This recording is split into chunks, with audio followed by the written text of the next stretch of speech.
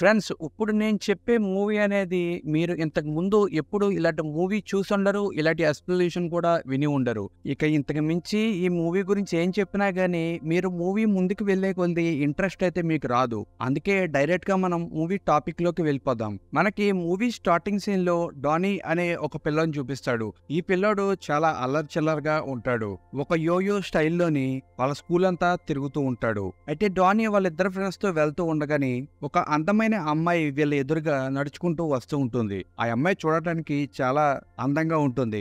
Danny ఆ అమ్మాయిని చూసి ఒకటేసారి మాటలు లేకుండా సైలెంట్ అయిపోతాడు. అయితే ఆ అమ్మాయి కూడా అదే స్టైల్లోని వాటర్ పంప్ దగ్గరకు వచ్చి ఒక రకమైన ఫోజులో వాటర్ని తాగుతుంది. అయితే డానీ ఆ అమ్మాయి దగ్గరికి వెళ్ళి, నా దగ్గర 2 మూవీ టికెట్స్ ఉన్నాయి, నువ్వు కూడా నాతో పాటు రా, మనం నైట్ సినిమాకి వెళ్ళిపోదాం అని అంటాడు. అయితే ఆ అమ్మాయి, ఏంట్రా ఓవర్గా మాట్లాడుతున్నావు, నేను ఈ స్కూల్కి కొత్తగా వచ్చిన టీచర్ని అని అంటుంది. అది వినగానే డానీ వాళ్ళ ఫ్రెండ్స్ అందరూ అక్కడ ఉన్న వాళ్ళు షాక్ అయిపోతారు. ఇక తర్వాత క్లాస్ రూమ్ లో డానీ అలాగే అతని టీచర్ మాత్రమే ఉంటాడు. అయితే డానీ టీచర్ తోని, నిన్న జరిగిన విషయానికి నేను సారీ చెప్తున్నాను, ఈ విషయం మా నాన్నతో చెప్పకండి అని అంటాడు. అప్పుడు టీచర్ డానీ ముందుకొచ్చి, నేనంటే నీకు నిజంగానే ఇష్టమా అని చాలా రొమాంటిక్ గా అడుగుతుంది. అప్పుడు డానీ కొంగు తింటాడు. అసలు అక్కడ ఏం జరుగుతుందో డానీకి అర్థం కాదు. ఇక అప్పుడు టీచర్ కూడా డానీ దగ్గరికి వచ్చి తన షర్ట్ బటన్స్ ని విప్పి డానీని రెచ్చగొట్టేస్తుంది. ఇక డానీ ఆ తర్వాత మినీ యుద్ధమే చేసేస్తాడు. అతనికి ఫస్ట్ టైం కాబట్టి చాలా ఎగ్జైట్ అయిపోతాడు. టీచర్ కూడా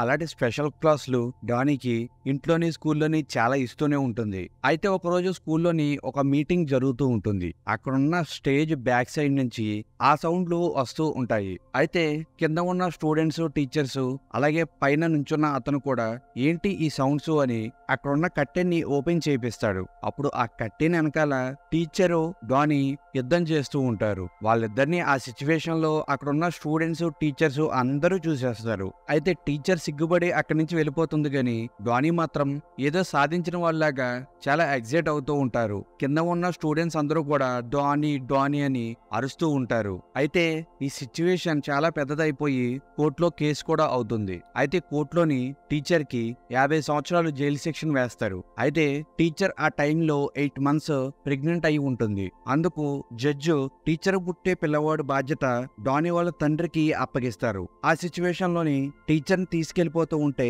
టీచర్ ఏమో డానీ డానీ అని అరుస్తూ ఉంటే డానీ కూడా టీచర్ టీచర్ అని ఒకళ్ళని వదిలి ఒకళ్ళు ఉండలేనంత ప్రేమగా అరుస్తూ ఉంటారు. ఒకవైపు ఈ దెబ్బకి డానీ అయితే ఓవర్ నైట్ లో పెద్ద సెన్సేషన్ అయిపోతాడు. అతనికి ఎన్నో టీవీ షోస్ లో ఆఫర్స్ వస్తాయి. అలాగే మోడలింగ్ షోస్ లోని, సినిమాల్లోని చాలా ప్లేసుల్లో అతనికి ఆఫర్లు వస్తాయి. అతను చాలా ఫేమస్ అయిపోతాడు. ఇంతలోనే టీచర్ కూడా ఒక మగబిడ్డ పుడతాడు. అయితే ఆ బిడ్డ బాధ్యతలు డానీ చేతిలో పడతాయి. డానీ కూడా పిల్లవాడిని ఎలా పెంచాలో తెలియక అతనికి చిన్న వయసులోనే చాక్లెట్స్, బిస్కెట్స్ అలాగే రకరకాల తిన్నంటా పెట్టేస్తాడు. అలాగే ఆ పిల్లవాడికి యాన్సోల్ అనే ఒక పేరుని కూడా పెట్టేస్తాడు. అయితే హ్యాన్ తను మేజర్ అయిన తర్వాత తను ఒక నిర్ణయాన్ని తీసుకుంటాడు. తన ఫాదర్ దగ్గర హ్యాన్ ఉండలేక తన ఫాదర్ ని వదిలి వెళ్ళిపోవాలి అని అనుకుని తన ఫాదర్ ని వదిలేసి దూరంగా వెళ్ళిపోతాడు. అలాగే తను వెళ్ళిపోయిన సిటీలోని తన పేరుని కూడా మార్చేసుకుని పీటర్ అని తన పేరుని పెట్టుకుని అక్కడే ఒక చిన్న ఉద్యోగాన్ని పడతాడు. ఇతనికి ఉద్యోగం ఇచ్చిన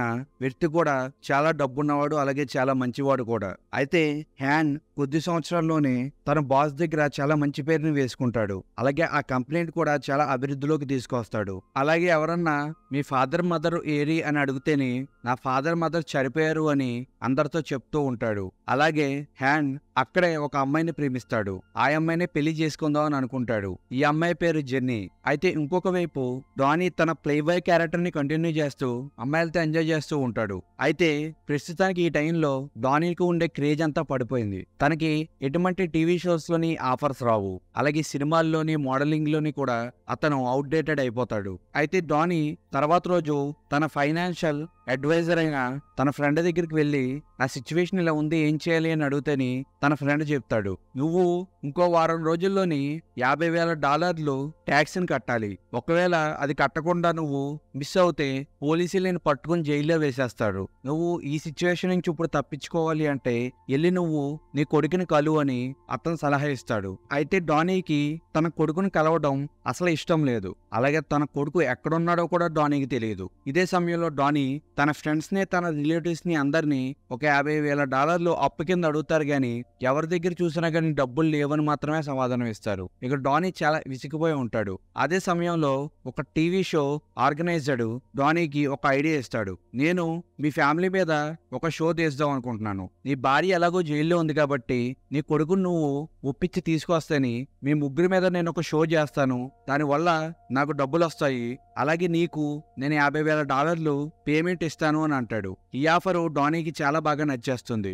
అదే సమయంలో డానీకి తన కొడుకు ఎక్కడున్నాడో కూడా తెలుస్తుంది. ఇంకొక వైపు హ్యాన్ తన పెళ్లి పనుల్లో బిజీ అయిపోతాడు. హ్యాన్ వాళ్ళ బాస్ కూడా హ్యాన్ పెళ్లిని తనే చేస్తాను అని చెప్తాడు. అందుకు తన బాస్ ఇంట్లోనే హ్యాన్ తన పెళ్లిని చేసుకుంటాకి రెడీ అవుతాడు. అక్కడికి పెళ్లి కూతురు సైడ్ ఉండే చుట్టాలందరూ వస్తారు. అయితే వీళ్ళందరిలోని జెమ్మీ బ్రదర్ కి మాత్రం హ్యాన్ అంతగా నచ్చడు. అయితే అదే సమయంలోని అక్కడికి డాన్ ఎంట్రీ ఇస్తాడు. డాన్ ఒకటేసారి అక్కడికి రాగానే హ్యాన్ అయితే డాన్ చూసి చాలా భయపడిపోతాడు. ఇతనేంత ఎక్కడికి వచ్చాడు, మొత్తం నాశనం చేసేస్తాడేమో అనుకుని ముందుగానే అక్కడ ఉన్న వాళ్ళందరికీ ఇతను నా ఫ్రెండ్ అని పరిచయం చేస్తాడు. ఎందుకంటే అక్కడ ఉన్న వాళ్ళందరికీ హ్యాన్ తన నాన్న చనిపోయారు అని చెప్పాడు. కానీ ఇప్పుడు తన నాన్న బతికే ఉన్నాడు. తన స్టోరీ అంతా వీళ్ళందరికీ తెలిస్తే ఈ పెళ్లి ఎక్కడ పాడైపోతుంది, తన జీవితం ఎక్కడ నాశనం అయిపోతుంది అని అక్కడ ఉన్న వాళ్ళందరికీ ఇతను నా ఫ్రెండ్ అని పరిచయం చేస్తారు. అయితే తర్వాత హ్యాన్ డాన్ ఒక రూమ్ లో తీసుకెళ్లి అసలు నువ్వు ఇక్కడికి ఎందుకు వచ్చావు అని అడిగితేని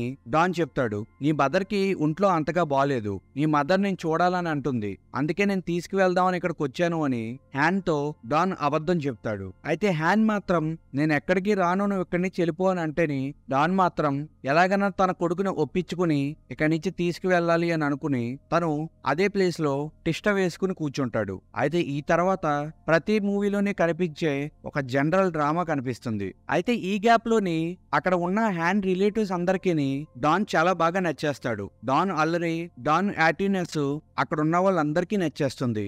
అయితే ఇదే టైంలోని హ్యాన్ కి తన ఫాదర్ మీద మంచి ఒపీనియన్ వస్తుంది. నా ఫాదర్ మంచివాడే, నేను చెడ్డవాడని అనుకున్నాను అని హ్యాన్ అనుకుని తన మనసును మార్చుకుని తను తన అమ్మని చూడడానికి జైలుకి వెళ్తూ ఉంటాడు. అయితే వెళ్లేదారిలోని హ్యాన్ డాన్ కి ఫోన్ చేసి నేను అమ్మ దగ్గరికి వెళ్తున్నాను అని అంటాడు. అయితే డాన్ ఒకటేసారి కంగారు పడిపోతాడు. ఎందుకంటే హ్యాన్ వాళ్ళ అమ్మ బాగానే ఉంది, ఇతను $50,000 సంపాదించుకుంటాకి అబద్ధం ఆడాడు కదా, ఆ విషయం ఎక్కడ హ్యాన్ కి తెలిసిపోతుందో అని చాలా ఫాస్ట్ గా డాన్ కూడా హ్యాన్ వెనకాల వెళ్తాడు. అయితే వీళ్ళిద్దరూ జైలుకి వెళ్ళిన తర్వాత అక్కడ ఉన్న రిసెప్షన్ లో కూర్చుని ఉంటే 20 సంవత్సరాల ముందు ఆ టీచర్ ఏ ఫోజులో నడుచుకుంటా వచ్చిందో అదే ఫోజులో నడుచుకుంటా వచ్చి అక్కడ ఉన్న వాటర్ తాగి మన వాళ్ళిద్దరితో మాట్లాడుతూ ఉంటుంది. వీళ్ళ ముగ్గురు మాట్లాడుకుంటూ ఉండగా ఆ ప్లేస్ లోని మనకి ఒక మైక్ కనపడుతుంది. వీళ్ళిద్దరు వెనక తిరిగి చూడగానే ఆ టీవీ షో కండక్ట్ చేసే వాళ్ళు వెనకాల వీళ్ళ ముగ్గురిని రికార్డ్ చేస్తూ ఉంటారు. అయితే అది చూడగానే హ్యాన్ చాలా కోపపడతాడు. నువ్వు ఈ షో కోసం నన్ను ఇక్కడికి తీసుకొచ్చావు అని డాన్ మీద చాలా అరిచి డాన్ తో చాలా గొడవ పడి అక్కడి నుంచి హ్యాన్ హట్ అయ్యి వెళ్ళిపోతాడు. అయితే తర్వాత రోజు హ్యాన్ జెన్నీ పెళ్లి నిశ్చయించబడుతుంది. అయితే దానికి ముందు రోజు నైట్ జెన్నీ అలాగే హ్యాన్ వేరే వేరే ఇళ్లల్లో ఉండాలి. అయితే జెన్నీ వాళ్ళ బ్రదరు జెన్నీని తీసుకువెళ్తాక అక్కడికి వచ్చి జెన్నీని తీసుకుని వెళ్ళిపోతాడు. ఒకవైపు నుంచి ఇదంతా దూరంగా నుంచుని డాన్ చూస్తూనే ఉంటాడు. అయితే డాన్ నా కొడుకుని కలవాలి అంటే జెన్నీ ద్వారా వెళ్తేనే మంచి జరుగుతుంది అని జెన్నీ ఉన్న అపార్ట్మెంట్ కి వెళ్తాడు. అయితే డాన్ జెన్నీ రూమ్ దగ్గరికి వెళ్ళగానే తన రూమ్ దగ్గర నుంచి ఏమో వింత శబ్దాలు వినపడుతూ ఉంటాయి. డాన్ కి డౌట్ వచ్చి రూమ్ డోర్ నుంచి కాకుండా పక్కనున్న కిటికీలోంచి తొంగి చూద్దామని కిటికీ దగ్గరికి వెళ్ళి చూడగానే లోపల జెన్నీ వేరే అబ్బాయితో ఇంటిమేట్ అవుతూ ఉంటుంది. ఇంతకీ ఆ అబ్బాయి ఎవరో కాదు, జెన్నీ వాళ్ళ బ్రదరే. జెన్నీ వాళ్ళ బ్రదర్ జెన్నీతో ఇంటిమేట్ అవుతూ ఉంటాడు. ఆ సిచ్యువేషన్ ఒక పక్క నుంచి డాన్ చూసి షాక్ అయిపోతాడు. అయితే జెన్నీ డాన్ ఈ విషయం తన అబ్బాయితో చెప్పేస్తాడు అనుకుని డాన్ కి $50,000 చెక్నిచ్చి ఈ విషయం మీ అబ్బాయితో చెప్పొద్దు అని అంటుంది. కానీ డాన్ కి ఇదంత కరెక్ట్ గా అనిపించదు. నేను తప్పు చేస్తున్నాను అని డాన్ అనుకుని తర్వాత రోజు మార్నింగ్ కరెక్ట్ గా పెళ్లి జరిగే సమయానికి ఆ పెళ్లి జరిగే ప్లేస్ కి వెళ్ళిపోతాడు. అక్కడ డాన్ తన స్కిల్ ని ఉపయోగించి జెన్నీ చేతే తన ఏం చేసిందో హ్యాన్ కి చెప్పిస్తాడు. అయితే హ్యాన్ ఆ సిచ్యువేషన్ లోని చాలా గట్టిగా అరుస్తూ నా ఫాదర్ ఎవరో కాదు, ఈ డానే నా ఫాదర్ అని చాలా గర్వంగా చెప్పుకుని అక్కడి నుంచి డాన్ హ్యాన్ వీళ్ళిద్దరూ కలిసి ఆ ప్లేస్ నుంచి బయటికి వెళ్ళిపోతారు. ఇక ఈ సీన్‌తో ఈ మూవీ అయిపోతుంది. ఫ్రెండ్స్, ఈ మూవీ పైన మీ ఒపీనియన్ ఏంటో కామెంట్ సెక్షన్‌లో చెప్పడం అస్సలు మర్చిపోకండి. అలాగే మన ఛానల్‌కి ఫస్ట్ టైం వస్తే సబ్స్క్రైబ్ చేసుకొని దాని పక్కనే ఉన్న బెల్ ఐకాన్‌ని యాక్టివేట్ చేసుకోవడం కూడా మర్చిపోకండి.